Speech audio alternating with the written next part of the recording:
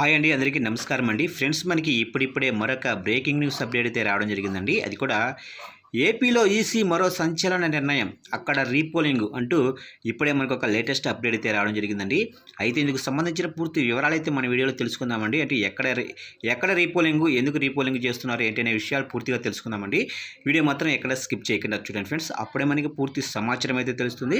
ఇంకా ముఖ్యంగా వీడియో నచ్చినట్లయితే లైక్ చేయండి ఫ్రెండ్స్. ఇంకా లేట్ చేయకుండా వివరాల్లోకి వెళ్ళిపోతాం. ఇక్కడైతే చూడండి ఫ్రెండ్స్, ఏపీలో ఎన్నికల వేళ ఎలక్షన్ కమిషన్ ఈసీ సంచలన నిర్ణయం తీసుకుంది. పల్నాడు జిల్లా చిలకలూరిపేటలో ఉద్యోగులకు నిర్వహిస్తున్న పోస్టల్ బ్యాలెట్ ఓటింగ్లో సమస్య ఎదురైంది.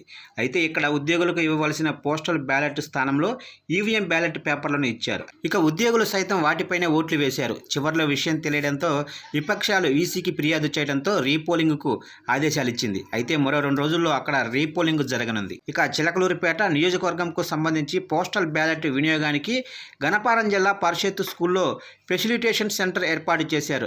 అయితే పీఓలు, ఎంపీఓలకు పోలింగ్ నిర్వహించారు. అయితే మొత్తం 1219 మంది ఉదయం నుంచి సాయంత్రం వరకు ఓటు హక్కు వినియోగించుకున్నారు. మొత్తం పోలింగ్ పూర్తయిన తర్వాత అధికారులు పొరపాటును గుర్తించారు. అయితే పోస్టల్ బ్యాలెట్లకు బదులు ఈవీఎంలలో పెట్టే బ్యాలెట్లను ఉద్యోగులకు అందజేశారు. అయితే ఉద్యోగులు ఈ బ్యాలెట్లపై ఓటు వేశారు. అయితే ఓటింగ్ పూర్తయిన తర్వాత గుర్తించిన అధికారులు విషయాన్ని ఉన్నతాధికారులకు తెలియజేశారు. అయితే ఈ వ్యవహారంపై ఉన్నతాధికారులు రాష్ట్ర ఎన్నికల సంఘం ప్రధాన అధికారి ముఖేష్ కుమార్ మీనాకు నివేదించారు.